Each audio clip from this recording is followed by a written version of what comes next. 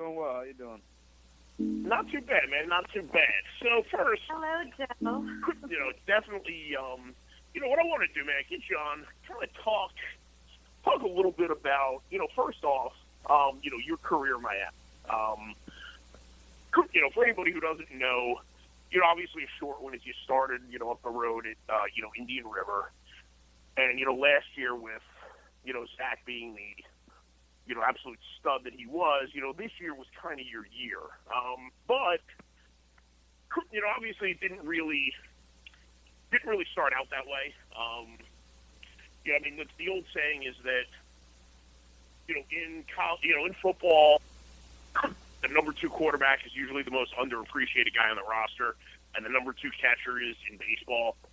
At first, I just want to say, the year that you had this year, I think, goes a long way towards getting people to really have an appreciation, because obviously, Michael Amditis came in, was a starting, opening day catcher, very, very talented, freshman from Boca.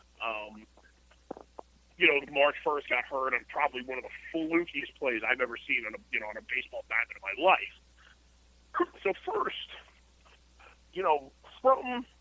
take us through from your perspective. Once he got hurt, knowing that, at that point, you were really the only guy going forward. How did you, number one, get yourself prepared for that?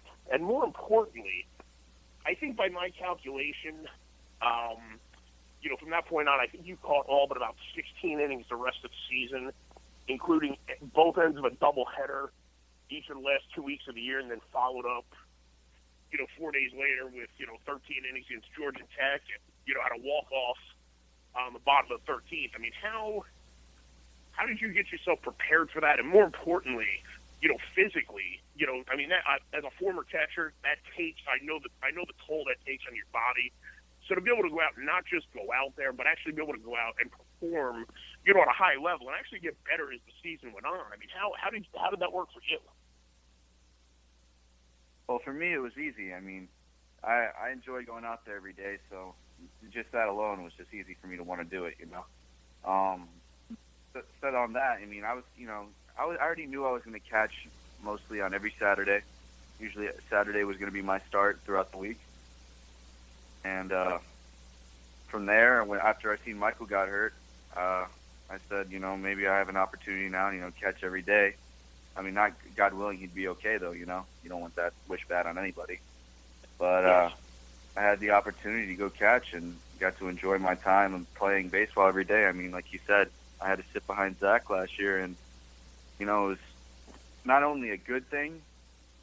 The ways it benefited me is I learned a lot from Zach. He taught me things that, I've never heard before or seen before, and it carried on to my game, which made me a lot better player.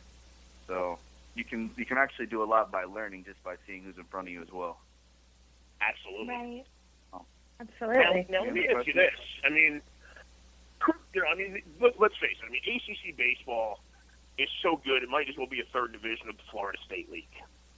So with that said, I know that, there's some pretty damn good pitchers in the ACC. Who is that one guy that when you saw him warming up, you're like, oh, shit, it's going to be a long night? doing a hell of a job is what you're saying?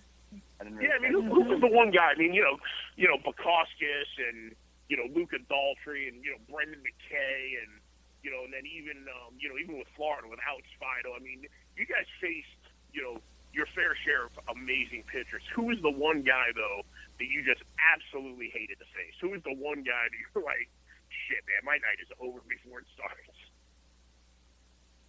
Well, I wouldn't say I felt like my night was over. I'd always, keep a positive mindset. But I would say that one of the best pitcher I think I faced was Faedo, for sure. He had great stuff. His stuff was unbelievable. From Florida, Alex Faedo.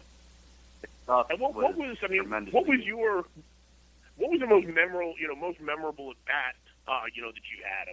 When you look back, 10 years from now, 20 years from now, what's the one story you'll tell your kids and your grandkids? What's that one at bat that will stick in your mind forever? I wanted to say my first home run, but I'm going to have to go at the ACC tournament, at the walk-off. My guess was I figured you would either gone with that or with the home run on senior night, which, was a bomb, by the way. I appreciate it.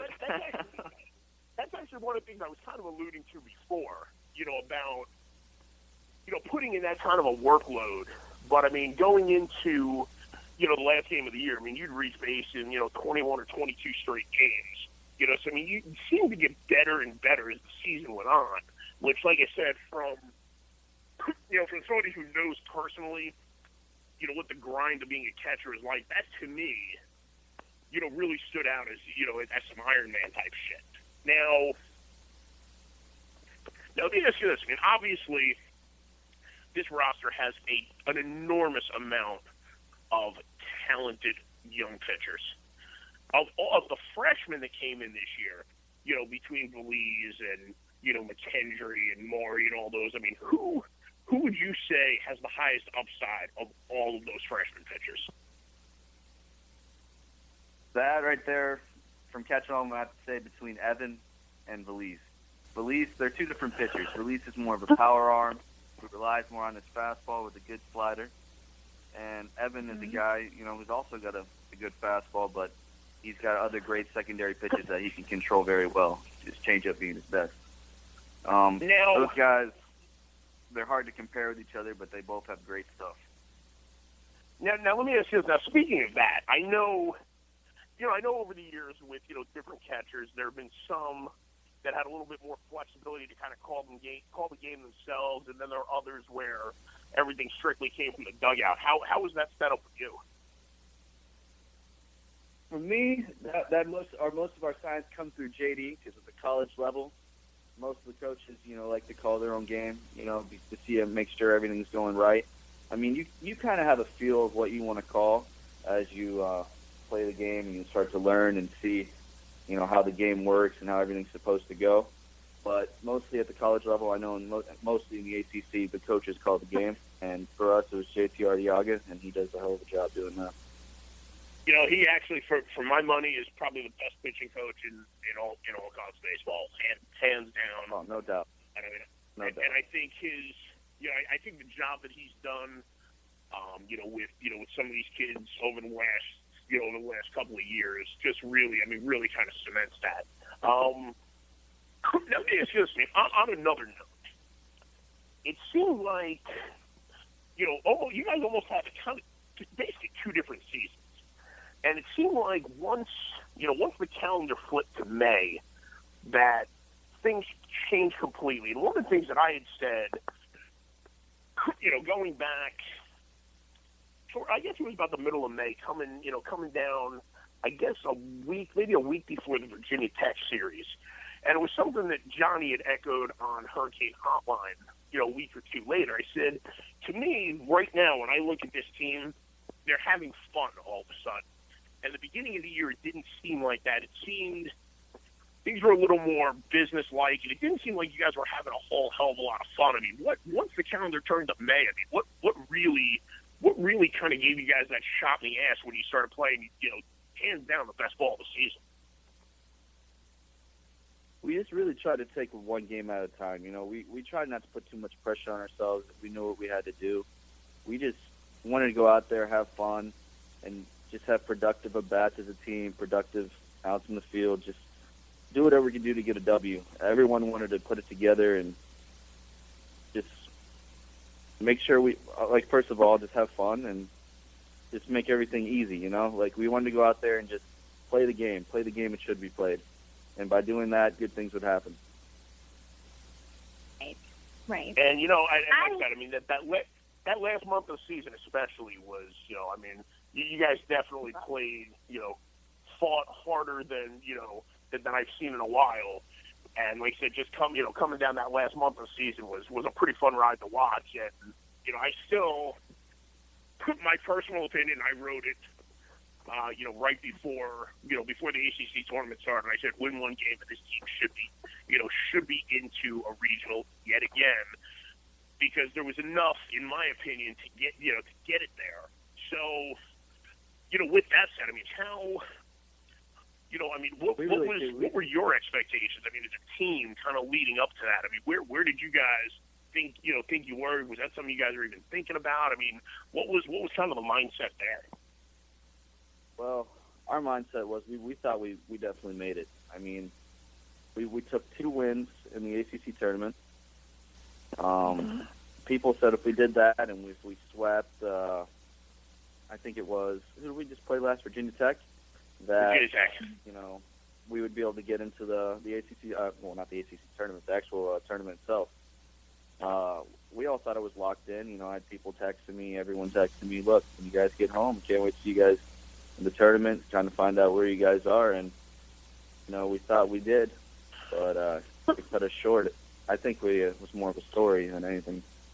And then the one thing that I said, you look, I said RPI, top 40, top 10 strength schedule, and having a winning record in what's by far hands down the toughest conference in the country. I said, looking at it that way, and the fact that there's always, and I mean, it always sounds cliche to say it, every year when they say it, but the team that's hot at the right time. Looking at all of those things, I said, you know what? After the Georgia Tech game, I thought that was enough, and then the Wake Forest game, I said, well, now it's just a question of, seeing exactly where we wind up, not a question of, will we be there. Yeah, so I was a little surprised and a little taken back by that. It's definitely unfortunate because that was, in my opinion, the greatest streak in the history of organized sports. I mean, when you think about, that, I mean, 44 years. Like, I mean, it's tough to wrap your head around. It really is. Mm-hmm. Yeah, I mean, I grew up a Hurricane fan. I used to watch that all the time. I used to, talk about the streak myself with my family. It's not something that you never want to see end. You definitely wanted to keep the tradition going, but I think they cut us a little short on that one. Now let me ask you this: what's next for you? I mean, what are your plans from here? Me right now, honestly, as of right now, I'm waiting to see what happens with the end of the draft and everything, and I'm going to try to continue to keep playing. I know my coaches are making calls; they're going to try to make calls to me, and I have other people, so. Just going to see how everything plays out. I want to continue to play in a little bit. And if not, and finish my last couple courses at Miami, and then from there, and see what happens. And with that being said, I mean, that's also kind of the reason, I led in with what I did about, kind of what you were able to accomplish this year and kind of getting better as the year went on because, I mean, that's the type of thing that, really catches somebody's eye because it kind of says, hey, you know what? Not only is this kid durable, not only is he physically, up to the challenge and still able to perform at a high level, but, it's, I mean, obviously those are always some of the biggest questions. And, I think in that regard, that should have,